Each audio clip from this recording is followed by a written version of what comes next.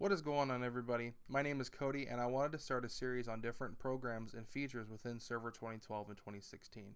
I've been looking all over YouTube for a good in-depth source for all server-related programs like Active Directory, DNS, and DHCP, but I couldn't find one that I liked, so I'm making one now. In this series, I hope to help the beginner learn about how to install and maintain these services. Before I forget, however, I would like to let everyone know that if you do have any questions or suggestions, you can comment below on any of the videos and I will try my best to get to them. Enjoy the series. Alright, welcome back to Server Series. This is first episode ever of it. I'm really excited to teach you guys all about Server 2016 and 2012 a little bit. So let's start right in with Active Directory and DNS. So the only reason we're doing two at one time is because DNS, the domain name service or server, whichever way you want to call it, is a prerequisite of Active Directory. So Active Directory, if you don't already know what it is it's a centralized login server basically that manages computer accounts and user accounts. So for example, you can have 4 different computers, client and user computers, on the Active Directory domain. And what you can do with that is you can make one user account, and that one user account can log in across all 4 of those computers. It makes it really easy to manage the user as well as even manage the computer accounts with group policy, which we will talk about a little later. So let's go ahead and dig right in. Alright, so to start off here, we have 3 virtual machines that I have set up. One of them is going to be our Server 2016 domain controller, and 2 of the computers, our virtual machines here, are Windows 10 clients that we will be configuring with the Active Directory controller. So first things first, whenever you want to deploy an Active Directory controller, you have to make sure that the IP address is set to static, because if this IP address changes via DHCP, then none of your computers can talk to the logon server, or the domain controller, whatever you want to call it. So let's go ahead and change that real quick. So let's go ahead and right click on the start menu. I'm going to go ahead and head to Control Panel, Network and Internet, Networking Sharing Center. I'm going to change adapter settings, double click on whatever your Ethernet adapter will be. And I always like to get a little bit of details first just to see if there is already an assigned IP address and if it's already set static. But usually when I first set them up, they always go to DHCP. So let's take a look here. Looks like that it did try to get a DHCP server address, but no, there is not a DHCP server on this network because it's within my computer and it doesn't reach the outside world. So we're going to go ahead and close this, and we're going to want to change that so that it does have a talkable quote-unquote IP address. So we're going to go to Properties. We're going to double click on IP version 4, and it was set to obtain IP address automatically. We're going to click the Use Following IP Address. So I'm going to set it to let's do a 172.16.10.10. I'm going to let Windows go ahead and take care of that mask for me with a 255.255.0.0. And we usually, in a production environment, would put a gateway in. That's basically our router. But since this network doesn't reach the outside internet, I'm not going to worry about filling one in. And same as DNS server. So when we install Active Directory domain services on this virtual machine, when DNS gets installed alongside of that, these 2 fields, or this top field at least, will be configured to the loopback IP address, because this server will become a DNS server for this domain. So we're going to go ahead and leave that alone. We're going to click OK here. Now, before we keep going with the OKs, I want to stop and talk about IP version 6. So in Server 2016, the Microsoft does not require you to have IP version 6 enabled. I personally like to disable it. That way, if there is anything set up for IP version 6, there is no security issue with it. But here very soon in Server 2019, I I'm pretty sure that it's a requirement to have IP version 6 enabled at least. Like, you don't have to configure it, it just has to be enabled. So I'm going to disable it in this video. You can leave it enabled if you'd like. We're going to click OK. We're going to let those changes take effect, and it still looks like it's taking the DHCP. We'll check one more time, and it does look like it was able to get switched to the 172.16.10.10 IP address. So we're going to click close here. We're going to click close here. We're going to close out of our network options, and we are going to head into manage. And we're going to add roles and features. And this wizard is super helpful. It basically goes step by step, tells you what you need to do, if there is any prerequisite for any of the software or roles or features that you're going to install on Windows Server.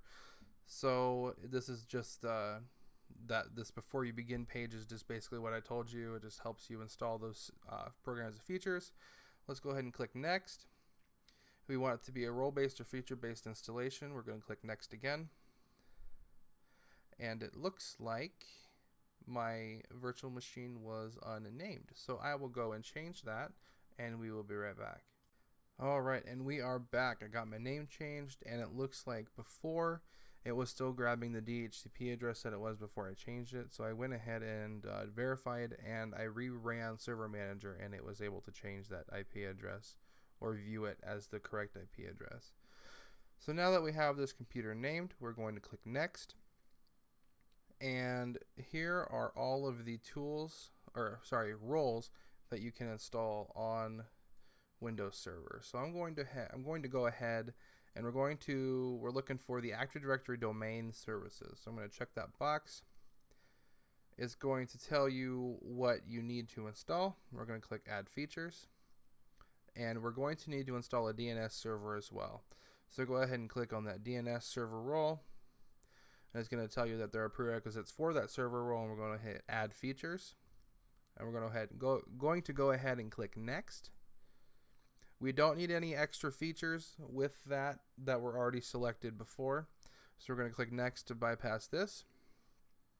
And then this is just a couple of things about Active Directory and what you need to learn, or sorry, not what you need to learn, but things to note, and just a little ad for Azure Active Directory.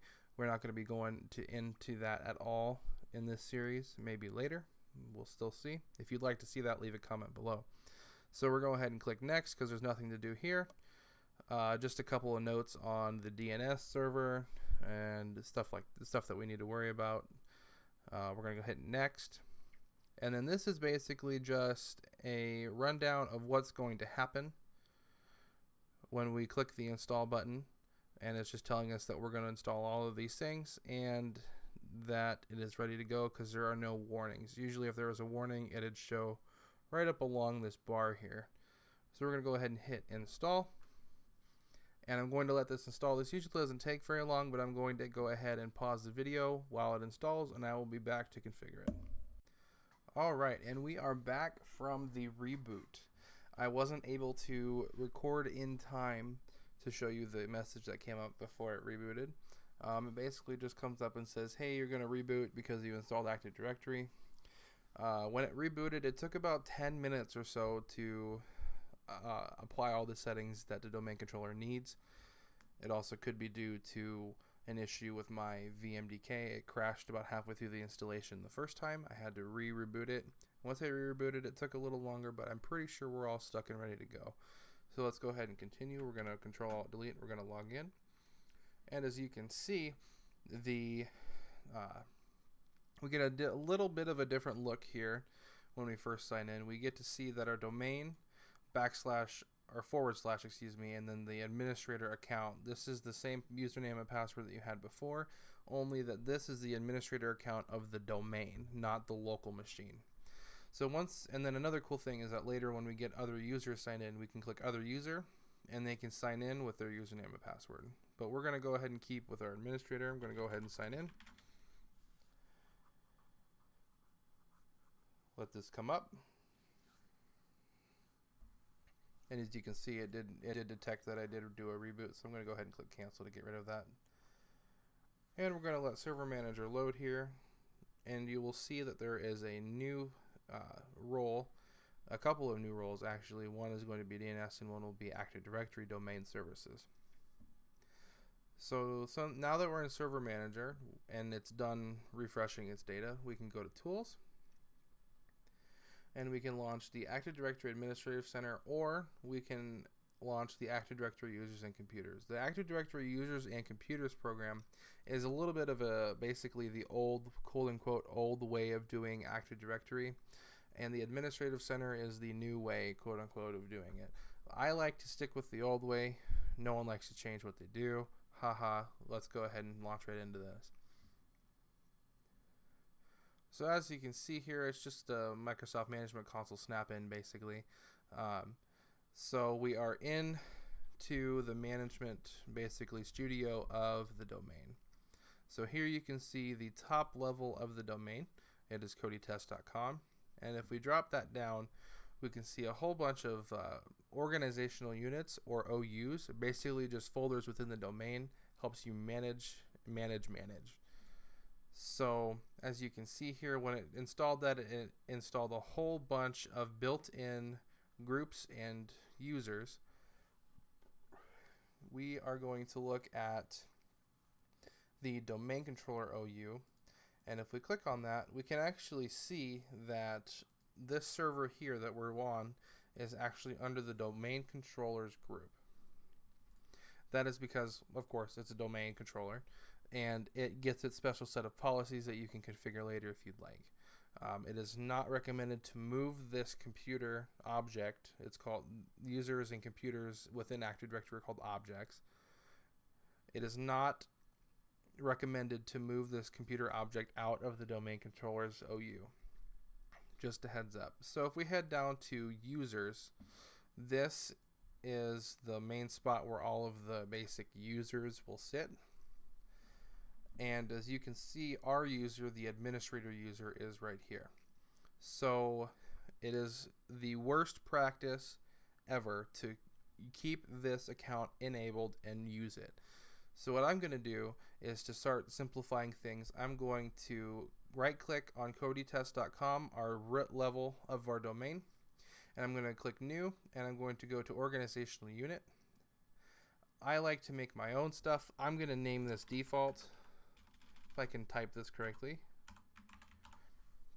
And I'm just going to keep protect container from accidental deletion enabled, just because this container is a organizational unit and container are interchangeable in Active Directory, just so you know. I'm going to keep it checked so that no one can just right click and delete. They have to do an extra step. So we're going to click OK, and that's going to show up on the bottom here. I'm going to right click on default, and I'm going to make yet another OU, and I'm going to name this one users. And right here is where we can start messing with the meat and potatoes of Active Directory. So I'm going to first make a user that is not the administrator, that is an administrator on the domain, but that is not the built-in administrator account that comes with Active Directory. So I'm going to right click and go new user, and I'm going to type my name in, and I'm going to make my login name Cody at codytest.com or codytest/Cody. Doesn't matter. I usually stick with the user login name pre-Windows 2000. Here, if you have an Exchange server, which we might go over in a future video, you can choose what domain ending you want for that. So we're going ahead and click next. I'm going to set a password. And since I know what password I typed in, I'm going to uncheck the user must change password at next logon, and that my password never expires, because I don't want my password to expire. Bad practice, don't do it. Click next, and we're going to click finish after we look through and make sure that these are the settings that you want for this, default settings that you want for this user. So we're going to click finish, and we have a Cody Salick user in the domain now. Before I do anything else, though, I'm going to go right click on properties. I'm going to click the member of tab. I'm going to click add, and I'm going to type in domain admins. And I'm going to click check names, and I'm going to click OK. And you see that it is a valid name because it underlined, and if you select it, it selects the whole name. I'm going to click OK and apply one more time, and that gives me access to the entire domain. I am now the administrator. So just a quick overview though of this window. This is where all of the attributes for Active Directory accounts live. So you can come in here and you can get super granular with different types of settings and stuff like that. Like you can even type in the job title and all that kind of stuff. Mess with COM+, remote desktop service profiles if you ever do that. That's kind of like a special profile that if you remote in, you can set that up. But we're not going to do any of that, and we're not going to go in depth for this series. So I'm going to click OK to close this, and I think we're done under the administrator account. So I'm going to go ahead and close both of these windows here. I'm going to sign out of the administrator account, and I'm going to sign in with my account. So here we're going to click other user in the bottom. I'm going to type in my account, and we're going to go ahead and sign in. And you can see that when I signed in, it automatically took my name and my password, which means that it's successfully logged in. And we're going to let the server come back up.